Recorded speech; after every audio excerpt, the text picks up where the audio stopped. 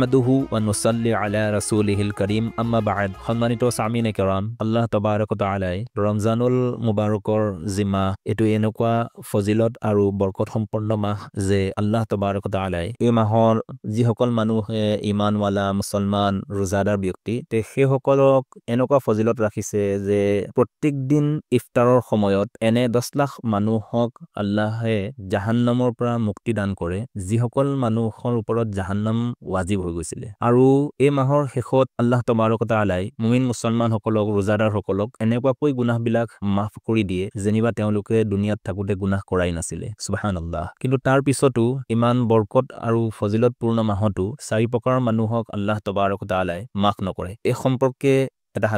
হাদিসে কুদসি হযৰত ইবনে আব্বাস ৰাদিয়াল্লাহু তাআলা আনহু পৰা বৰ্ণিত আছে যে তেখেতে কৈছে যে আল্লাহৰ নবী সাল্লাল্লাহু আলাইহি সাল্লামক কোৱা শুনিছো যে আল্লাহ তাবাৰক ওয়া তাআলাই 4জন মানুহক মাফ নকৰে তেতিয়া সাহাবাই কেৰাম ৰাদিয়াল্লাহু তাআলা আনহুম সকলে সুধিলে যে মান হাউলাইল আৰবাআতু তেতিয়া আল্লাহৰ নবী সাল্লাল্লাহু আলাইহি ওয়াসাল্লামে উত্তৰ দিলে যে যিসকল শৰাবৰ আদি হয় অৰ্থাৎ ৰমজান মাহতো তেওঁলোকে শৰাবৰ পৰা নিজকে আঁতৰাব নোৱাৰিলে দ্বিতীয়তে হ'ল সেইসকল ল'ৰা-ছোৱালী বা সতি সন্তান যিসকলে নিজৰ মাক-বাপেকক কথা নামানে বা নাফৰমান 3 নম্বৰতে হ'ল সেইসকল যিসকলে কাটা ৰেহমি কৰে অৰ্থাৎ সম্পৰ্ক ছেদ কৰি পেলাই চলে ওচৰ চুবুৰীয়াৰ লগতে হোক বা পৰিয়ালৰ ৰিস্তেদাৰৰ মানুহৰ লগতে হোক সম্পৰ্ক এৰাই পেলাই চলে আৰু 4 নম্বৰতে হ'ল আল্লাহৰ নবী সাল্লাল্লাহু আলাইহি সাল্লামে ক'লে যে মুসাহিনুন সাহাবাই কেৰাম ৰাদিয়াল্লাহু তাআলা আনহুম সকলে সুধিলে যে ওমানিল মুসাহিনু আল্লাহৰ নবী সাল্লাল্লাহু আলাইহি সাল্লামে ক'লে হুয়াল মুসাৰিমু ইয়ানি আল্লাযী লা ইউকাল্লিমু আখাহু ফাওকা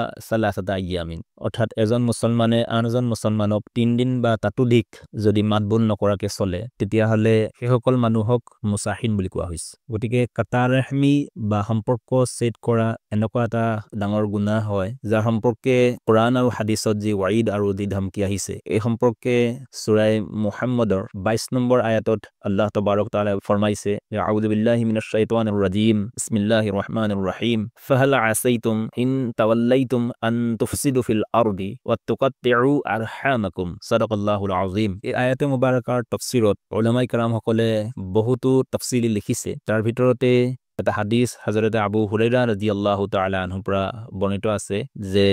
আল্লাহ তাআলাই সিলা ৰাহমি কৰনেৱালা সকলৰ লগত থাকে অৰ্থাৎ কৰিব হৈ পেলাই থাকে অৰ্থাৎ আল্লাহৰ নৈকট্য লাভ কৰে সেই সকল মানুহে আৰু যিসকলে কাটা ৰাহমি কৰে অৰ্থাৎ সম্পৰ্ক ছেদ কৰি পেলাই চলে এজনে আনজনৰ লগত এজন মুছলমানে আনজন মুছলমানৰ লগত তেতিয়ালে সেই সকলৰ লগত আল্লাহ তাবাৰক তাআলাৰ নৈকট্য লাভ নহয় অৰ্থাৎ আল্লাহও সেই সকলৰ লগত কাটা কৰে আৰু এটা হাদিসত আহিছে যে দুটা গুনাহ এনেকুৱা যিটোৰ সাজা আখিৰততো পাবই আৰু নগদ দুনিয়াতো তাৰ সাজা পাই যায় সেইটো হল যে প্ৰথমটো কাটা ৰেহমি আৰু দ্বিতীয়টো হল জুলুম হল এনেকুৱা এটা গুনাহ যে অনাহকত কোনোবা মানুহে অন্য এজন মানুহক যদি মুখেৰে হোক বা হাতেৰে হোক যদি অন্যায় কৰে তেতিয়াহলে সেই ব্যক্তিজন মজলুম হ'ব আৰু